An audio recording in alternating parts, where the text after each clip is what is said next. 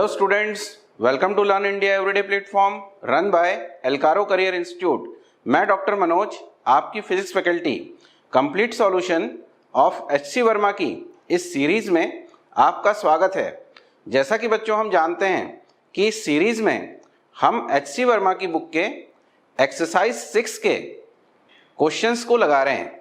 तो बच्चों जब हम एचसी वर्मा की बुक को सॉल्व करते हैं तो हमेशा हमें ये ध्यान रखना है कि इस बुक को हम किस पर्पस के लिए सॉल्व कर रहे हैं।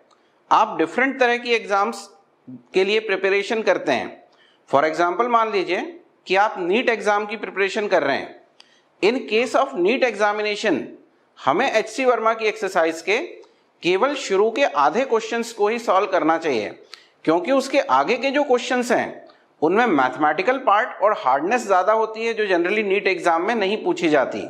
लेकिन वो बच्चे जो जेई या जेई एडवांस की प्रिपरेशन कर रहे हैं उनको इस एक्सरसाइज को पूरा का पूरा सॉल्व करना चाहिए।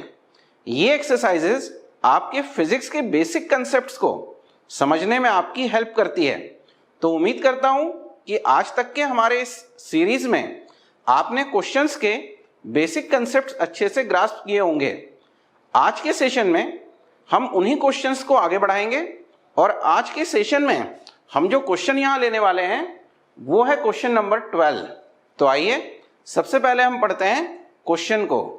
तो बच्चों क्वेश्चन हमें दिया हुआ है, if the tension in the string in figure is 16 newton and the acceleration of each block is 0.5 metre per second square, find the friction coefficients at the two contacts with the blocks. तो बच्चों इस question में हमें एक उल्टा process करने के लिए बोला गया है। किस तरह से उल्टा? जनरली हमें इन क्वेश्चंस में टेंशन और एक्सेलरेशन की वैल्यू को कैलकुलेट करने के लिए बोला जाता है और फ्रिक्शन ऑफ कोफिशिएंट जो होते हैं वो हमें दिए होते हैं। लेकिन इस क्वेश्चन में हमें इस डायग्राम में जो स्ट्रिंग लगी हुई है उस स्ट्रिंग के ऊपर जनरेट होने वाले टेंशन की वैल्यू दी हुई है और वो वैल्यू आपको दी हुई है 16 न्यूटन। इसी तरह से जब हम इस सिस्टम को इक्विलिब्रियम से छोड़ते हैं तो ये एक्सेलरेशन कितना अचीव करता है वो भी हमें क्वेश्चन में दिया हुआ है 0.5 मीटर पर सेकेंड स्क्वायर, और हमें कैलकुलेट करना है μ1 एंड μ2 की वैल्यू को। तो चलिए सॉल्व करते हैं क्वेश्चन को। सबसे पहले हम इसमें फोर्सेस के कंपोनेंट देखेंगे दोनों ही ब्लॉक्स के ऊपर। तो यहां हम अज्यूम कर लेते हैं कि ये जो इंक्लाइन के ऊपर रखा हुआ हमारा ब्लॉक है, इस ब्लॉक को का मास मैं अज्यूम कर लेता हूं m1, जिसकी वैल्यू मुझे दी हुई है 4 kg। अब अगर हम इसके ऊपर फोर्सेस की बात करें तो सबसे पहला फोर्स डाउनवर्ड डायरेक्शन में काम करेगा बच्चों, जिसकी वैल्यू आप जानते हैं होगी m1g। इस m1g के हमें कंपोनेंट ब्रेक करने पड़ेंगे। एक कंपोनेंट होगा परपेंडिकुलर टू द इंक्लाइन और दूसरा कंपोनेंट होगा अलोंग द इंक्लाइन।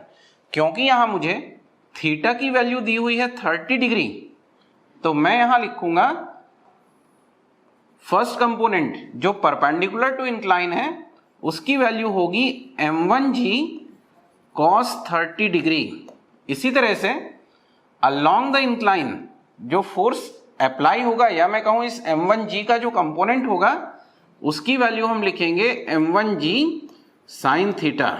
अब जैसे ही इस m1g साइन थीटा के इफेक्ट में हमारा ब्लॉक डाउनवर्ड डायरेक्शन में आना स्टार्ट होगा तो यहाँ फ्रिक्शन काम करेगा और ये फ्रिक्शन इस मोशन के अपोजिट डायरेक्शन में होगा। हम अज्यूम कर लेते हैं कि इस फ्रिक्शन को हम F2 मान लेते हैं।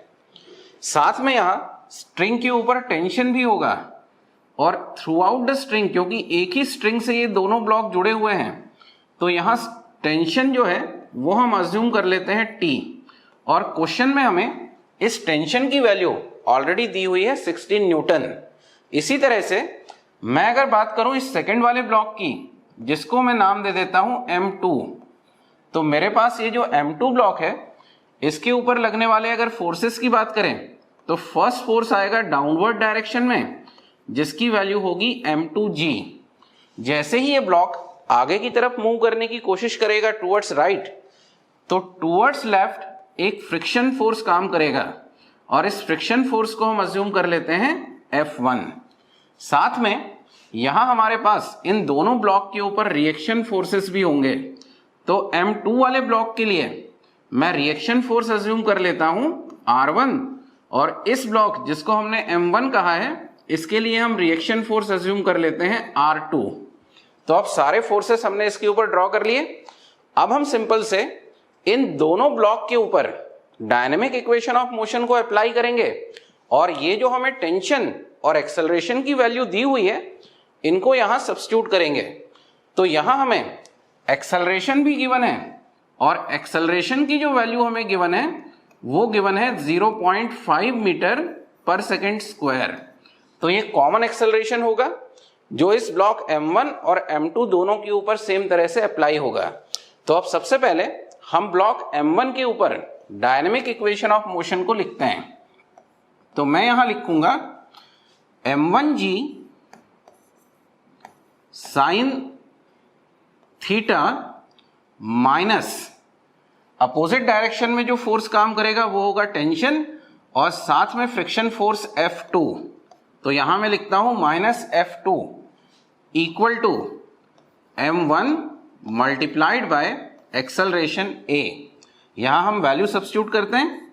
तो मैं यहां लिखता हूं M1g, थीटा की वैल्यू मुझे दी हुई है 30 डिग्री, तो हम यहां लिखेंगे साइन 30 डिग्री माइनस T, और इस F2 को जब मैं यहां पुट करूंगा तो मैं लिखूंगा इसका कोफिशिएंट दिया हुआ है मुझे म्यू2 मल्टीप्लाइड बाय R2, और बच्चों यहां R2 की वैल्यू होगी M1g cos 30 डिग्री।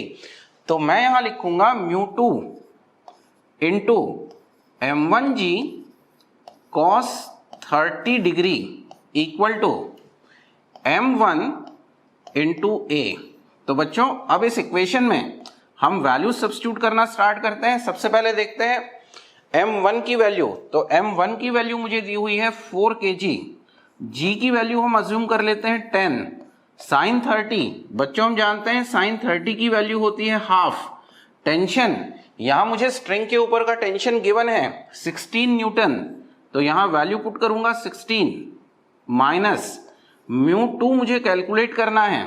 M1 की वैल्यू अगेन 4, G की वैल्यू 10, cos 30 की वैल्यू बच्चों हम जानते हैं √3/2 इक्वल टू 4 इंटू A, और A की वैल्यू मुझे दी हुई है 0.5 जिसको मैं लिख सकता हूं हाफ। अब देखें जो वैल्यूज कैंसिल आउट होती हैं उनको कैंसिल आउट करके सॉल्व कर लें। जैसे 10 मल्टीप्लाइड बाय 4, 40 डिवाइडेड बाय 2, तो मैं लिख सकता हूं 20 माइनस 16 माइनस, यहां से हम देखें ये 4 इंटू 10 हो गया 40 डिवाइडेड बाय 2 मतलब हो गया 20।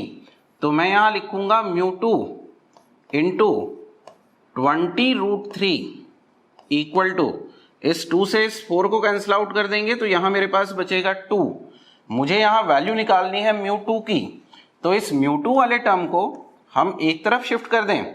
सबसे पहले मैं यहां लिख लेता हूं 4 माइनस म्यू2, और यहां इंटू में 20 इंटू √3 की वैल्यू बच्चों हमारे पास होती है 1.732 इक्वल टू 2। तो अब यहां से मैं इस म्यू2 की वैल्यू को कैलकुलेट कर सकता हूं। तो मैं अगर म्यू2 को एक तरफ शिफ्ट कर लेता हूं तो मैं लिखूंगा 20 इंटू 1.732 म्यू2 इक्वल टू, यहां से 4 और इस तरफ ये 2 लेके जाएंगे तो माइनस हो जाएगा, तो ये हो जाएगा आपका इक्वल टू 2। तो मैं अगर यहां से इसको सॉल्व करता हूं तो मेरे पास म्यू2 की वैल्यू आ जाएगी 0.06। ध्यान रहे म्यू2 के लिए कोई भी यूनिट नहीं होती, कोएफिशिएंट ऑफ फ्रिक्शन की किसी तरह की कोई यूनिट नहीं होती। तो हमने यहां म्यू2 की वैल्यू निकाली। इसी तरह से मैं अगर इस ब्लॉक M2 के ऊपर डायनेमिक इक्वेशन ऑफ मोशन को लिखता हूं तो मुझे यहां से म्यू1 की वैल्यू जो है वो निकल के और आ जाती है। तो चलिए हम अप्लाई करते हैं डायनेमिक इक्वेशन ऑफ मोशन को। तो यहां पे एक्सेलरेशन का जो डायरेक्शन होगा वो होगा टुवर्ड्स राइट, और एक्सेलरेशन की वैल्यू अगेन होगी 0.5 मीटर पर सेकेंड स्क्वायर। तो हम यहां लिखेंगे T minus F1 equal to M2 into A। Value substitute करें तो हम यहां लिखेंगे T माइनस, अब बच्चों F1 की बात करें तो यहाँ μ1 है कोफिशिएंट ऑफ फ्रिक्शन और रिएक्शन फोर्स होगा R1 जिसकी वैल्यू होगी m2g। तो मैं यहाँ लिख सकता हूँ μ1 into m2g equal to m2a। अब अगर हम यहाँ वैल्यू सब्स्टिट्यूट करें तो t मुझे दिया हुआ है 16 माइनस μ1 मुझे कैलकुलेट करना है, m2 की वैल्यू मुझे यहाँ दी हुई है 2 kg, g की वैल्यू हम लेके चलते हैं 10, m2 अगेन 2 और a की वैल्यू मुझे दी हुई है हाफ। तो हम यहाँ से अगर इस इक्वेशन को सॉल्व करते हैं तो यहाँ से देखें ये 16 को तो एक बार के लिए मैं ऐसे ही रहने दूं, माइनस 2 इंटू 10 हो गया 20 इंटू μ1 इक्वल टू, ये 2 से 2 कैंसिल आउट हो जाएगा, बचेगा 1। तो मैं यहाँ से लिख सकता हूँ 20 μ1 इक्वल टू 15। तो मैं इसको अगर आगे सॉल्व करूं तो μ1 इक्वल टू हो जाएगा 15/20। मैं इसको अगर 5 से कैंसिल आउट करता हूं तो ये हो जाएगा 3/4 या फिर मैं इसको लिख सकता हूं 0.75। बच्चों μ1 के लिए भी कोई यूनिट नहीं होगी, तो μ1 की वैल्यू आई 0.75 और μ2 हमने कैलकुलेट किया 0.06। तो उम्मीद करता हूं कि आपको ये क्वेश्चन समझ में आया होगा। इसी तरह के कुछ और क्वेश्चंस को लेके हम फिर मिलेंगे, तब तक के लिए नमस्कार।